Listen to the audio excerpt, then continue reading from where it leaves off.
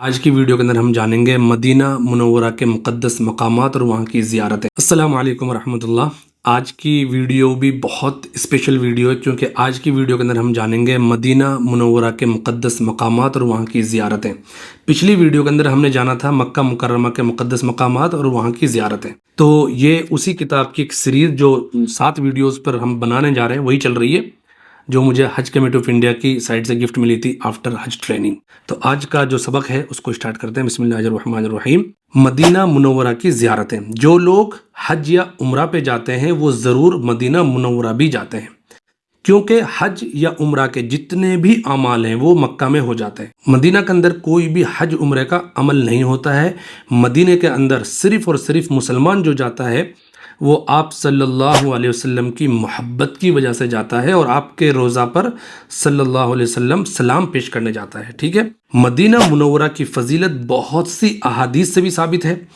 اس کی سب سے بڑی فضیلت یہی ہے کہ یہاں مسجد نبوی واقع ہے، کیونکہ مسجد نبوی ہے، آپ صلی اللہ علیہ وسلم اسی مسجد نبوی کے اندر نماز پڑھایا کرتے تھے، یہیں سے ہی ساری پلاننگ ہوتی تھی، صحابہ کرام کے ساتھ یہیں ساری دینی مجلسیں اور محفلیں ہوتی تھیں، اور یہیں پر ہی آپ صلی اللہ علیہ وسلم آرام بھی فرما رہے ہیں، اور روضہ رسول صلی اللہ علیہ وسلم بھی اسی مسجد میں ہے۔ اس کے علاوہ بھی بہت سے تاریخی مقامات ہیں۔ مدینہ جانے والے زیادہ وقت مسجد نبوی میں عبادت میں گزاریں، کچھ وقت تاریخی مقامات کی سیر بھی کرنی چاہیے، کیونکہ مسجد نبوی میں ایک نماز پڑھنے کا ثواب 50,000 نمازوں کے برابر ہے۔ تو وہاں کے جو مقدس مقامات ہیں، مسجد نبوی کی زیارتیں، وہ ساری ہم جانیں گے۔ تو مدینہ منورہ ایک پوری سٹی اور شہر کا نام ہے، اور مسجد نبوی ایک مسجد کا نام ہے جو آپ صلی اللہ علیہ وسلم سے نسبت رکھتی ہے۔ مسجد نبوی یہ پہلی جگہ ہے جو سب سے مقدس اور سب سے تاریخی جگہ ہے جہاں پر آپ صلی اللہ علیہ وسلم آرام فرما رہے ہیں، کہ مسجد نبوی کے بارے میں اللہ کے رسول صلی اللہ علیہ وسلم نے ارشاد فرمایا ہے، صرف 3 مسجدیں ایسی ہیں جن کی طرف سفر کیا جانا چاہیے۔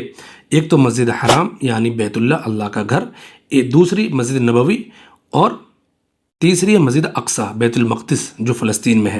مسجد نبوی میں داخلہ کے وقت پہلے دایاں پیر آگے بڑھائیں۔ ظاہر سی بات ہے مسجد میں داخل ہو رہے ہیں تو سنت رسول صلی اللہ علیہ وسلم یہی ہے کہ جب بھی مسجد میں داخل ہو رہے ہیں تو پہلے جو رائٹ آپ کا جو پیر ہے وہ آگے بڑھے اور بسم اللہ کہیں اور دعا کریں، اللہم افتح لی ابواب رحمتک۔ اور داخل ہونے کے ساتھ ساتھ جیسے آپ اللہم افتح لی ابواب رحمتک پڑھ رہے ہیں اسی کے ساتھ ساتھ آپ درود شریف بھی پڑھتے چلے جائیں۔ مسجد نبوی میں داخل ہونے کے بعد سب سے پہلے تحیت المسجد 2 رکعت نفل نماز پڑھیں، یہ مسجد کا سلام ہے۔ جب بھی مسجد نبوی میں جائیں وقت ہو تو تحیت المسجد پڑھنے کا اہتمام کریں۔ مسجد نبوی میں زیادہ سے زیادہ نمازیں جماعت کے ساتھ پڑھنے کی کوشش کریں۔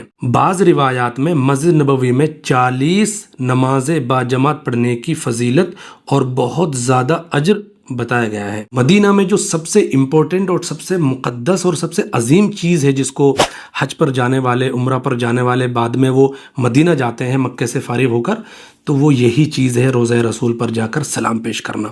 سلام کیسے پیش کریں گے؟ السلام علیک ایھا النبی ورحمۃ اللہ وبرکاتہ، ٹھیک ہے۔ السلام علیک یا رسول اللہ، السلام علیک یا حبیب اللہ، اس طرح کے الفاظ بھی آپ کہہ سکتے ہیں، آپ کا سلام پیش ہو گیا۔ اور جیسے آپ صلی اللہ علیہ وسلم کے روضہ پر آپ نے سلام پیش کیا صلی اللہ علیہ وسلم، آپ آگے بڑھیں گے اور آپ کے پہلو میں حضرت ابو بکر اور حضرت عمر رضی اللہ عنہما بھی آرام فرما رہے ہیں، ان کے لیے بھی مغفرت اور ان پر بھی سلام آپ پڑھتے ہوئے باہر نکل جائیں۔ ان پر سلام کیسے پڑھیں گے؟ السلام علیک یا ابی بکر صدیق رضی اللہ عنہ، السلام علیک یا امیر المؤمنین عمر بن الخطاب رضی اللہ عنہ، اس طرح سے سلام پیش کریں گے اور باہر آ جائیں گے۔ مسجد نبوی میں ممبر اور روضہ رسول صلی اللہ علیہ وسلم کے درمیان کی جو جگہ ہے نا، اس کو بولتے ہیں ریاض الجنہ، یعنی جنت کا باغ، جنت کی کیاری، جنت سے لایا ہوا ٹکڑا۔ اس جگہ نماز ادا کرنا بہت زیادہ فضیلت کی بات ہے، بہت زیادہ ثواب ہے، ٹھیک ہے، اور دعا بھی قبول ہونے کی بہت اچھی جگہ ہے۔ تو یہ تو ساری چیزیں وہ ہو گئی جو میں نے مسجد نبوی سے ریلیٹڈ بتا دی آپ کو، موٹی موٹی باتیں، ٹھیک ہے۔ اب ہم جان رہے ہیں مدینہ منورہ جو شہر ہے، مدینہ منورہ جو سٹی ہے، اس کے جو دوسرے جو تاریخی مقدس مقامات ہیں، مسجد نبوی سے متصل ایک قبرستان ہے، ملا ہوا ایک قبرستان ہے جس کا نام ہے جنت البقیع، جس کو بقیع الغرقد بھی کہا جاتا ہے۔ اس میں بہت سے صحابہ کی قبریں ہیں۔ اس کی زیارت سنت ہے کیونکہ آپ صلی اللہ علیہ وسلم بھی یہاں پر جایا کرتے تھے۔ نبی صلی اللہ علیہ وسلم جنت البقیع ہمیشہ جایا کرتے تھے، وہاں جا کر سب کو سلام پیش کرتے تھے۔ آپ بھی وہی کریں، سلام پیش کریں اور ان کے لیے دعائیں کریں۔ قبرستان میں داخلہ ہونے کی جو دعا ہے، جو انٹری کرتے وقت جو آپ دعا پڑھیں گے وہ یہ ہے: السلام علیکم اہل الدیار من المؤمنین والمسلمین وَإِنَّا إِن شَاءَ اللَّهُ بِكُمْ لاحقون نسأل اللہ لنا ولکم العافیہ۔ ٹھیک ہے، یہ اللہ کے رسول صلی اللہ علیہ وسلم کے الفاظ مبارکہ ہیں جو انہوں نے ہمیں سکھائے ہیں۔ یہی دعا ہمیں پڑھنی چاہیے جب بھی ہم کسی قبرستان کی زیارت کے لیے جا رہے ہیں۔ مسجد نبوی سے متصل سقیفہ بنی ساعدہ ہے، یہیں آپ صلی اللہ علیہ وسلم کی وفات کے بعد صحابہ کرام جمع ہوئے تھے اور حضرت ابو بکر صدیق رضی اللہ عنہ کو خلیفہ رسول منتخب کیا تھا۔ خلیفہ رسول، پہلے خلیفہ وہی تھے نا، تو یہ بھی متصل جگہ ہے۔ مدینہ منورہ کی ایک اہم مسجد مسجد قباء ہے۔ مدینہ منورہ جو شہر ہے اس کی ایک بہت امپورٹنٹ جگہ ہے مسجد قباء۔ اس کی بھی بڑی فضیلت ہے، اس کا ذکر قرآن مجید میں آیا ہے سورۃ توبہ کے اندر۔ آپ صلی اللہ علیہ وسلم نے اس میں بار بار نمازیں پڑھی ہیں اور دوسروں کو پڑھنے کی ترغیب بھی دی ہے۔ ایک حدیث میں ہے کہ آپ صلی اللہ علیہ وسلم نے فرمایا مسجد قباء میں نماز پڑھنے کا ثواب ایک عمرہ کے برابر ہے۔ تو جتنے بھی حاجی جاتے ہیں، جتنے بھی عمرہ پہ جاتے ہیں، وہ سب مدینہ منورہ جاتے ہیں اور اس مسجد کی ضرور زیارت کرتے ہیں اور یہاں نماز پڑھتے ہیں۔ میں نے بھی یہاں جا کر نماز پڑھی ہے الحمدللہ۔ مسجد قباء مسجد نبوی سے تقریباً 4 یا 5 کلومیٹر کے فاصلے پر ہے۔ مسجد نبوی سے مسجد قباء پیدل جانے والوں کے لیے سڑک بھی بنا دی گئی ہے۔ مسجد قباء کے قریب ہی ایک اور مسجد ہے جو مسجد جمعہ کے نام سے مشہور ہے۔ اس میں رسول اکرم صلی اللہ علیہ وسلم نے مدینہ پہنچنے کے بعد سب سے پہلے جمعہ کی نماز ادا فرمائی تھی۔ ایک اور مسجد مسجد القبلتین کے نام سے مشہور ہے۔ بیان کیا جاتا ہے کہ تحویل قبلہ کی آیت نازل ہونے پر ایک صحابی کے ذریعہ نماز پڑھنے والوں کو اس کی اطلاع دی گئی تھی، تو انہوں نے حالت نماز ہی میں اپنا رخ چینج کر لیا تھا، تبدیل کر لیا تھا، یعنی بیت المقدس کی طرف سے بیت اللہ کی طرف اپنا رخ کر لیا تھا۔ اس طرح یہ 2 قبلوں والی مسجد کے نام سے مشہور ہو گئی۔ لیکن مسجد قبلتین کے بارے میں بہت سے لوگوں کو یہ بات نہیں پتہ ہے۔ بہت سے لوگ یہ سمجھتے ہیں کہ ہاں یہاں پر آپ صلی اللہ علیہ وسلم نماز پڑھا رہے تھے، آیت نازل ہوئی اور ایک دم سے آپ صلی اللہ علیہ وسلم نے بیت اللہ کی طرف رخ کر لیا۔ ایسا نہیں ہے، آپ وہاں پر نماز نہیں پڑھا رہے تھے، وہاں پر صحابہ کرام نماز پڑھ رہے تھے۔ ایک صحابی کو آپ صلی اللہ علیہ وسلم نے بھیجا اعلان کرنے کے لیے، تو وہاں پر نماز ہو رہی تھی اس ٹائم پر، تو انہوں نے نماز کے بیچ میں اعلان کر دیا، تو 2 رکعت نماز ہوئی تھی، تو انہوں نے نماز کے بیچ میں ہی اپنا رخ بیت اللہ کی طرف کر لیا، بیت المقدس کی طرف سے۔ نیکسٹ جو زیارت ہے وہ ہے مسجد قبلتین سے 1 کلومیٹر کی دوری پر واقع ایک علاقہ ہے جس کو 7 مساجد کہا جاتا ہے، اس لیے کہ یہاں کبھی 7 مسجدیں بنی ہوئی تھی۔ اب ان میں سے کچھ مسجدیں باقی نہیں رہی ہیں۔ یہ مساجد جبل سلع کی مغربی سمت اس مقام کے نزدیک واقع ہیں جہاں غزوہ احزاب کے موقع پر مسلمانوں نے مدینہ منورہ کے دفاع کے لیے خندق کھودی تھی۔ اب اس خندق کے نشانات باقی نہیں ہیں، لیکن یہ مساجد اس تاریخی واقعہ کی یاد تازہ کرتی ہیں۔ آپ یہاں پہ بھی جا سکتے ہیں۔ شہدائے احد کی قبروں کی زیارت بھی سنت ہے۔ اللہ کے رسول صلی اللہ علیہ وسلم وہاں جایا کرتے تھے اور ان کے لیے دعائیں کرا کرتے تھے۔ یہ مسجد نبوی صلی اللہ علیہ وسلم سے تقریباً 4 یا 5 کلومیٹر کے فاصلے پر ہے۔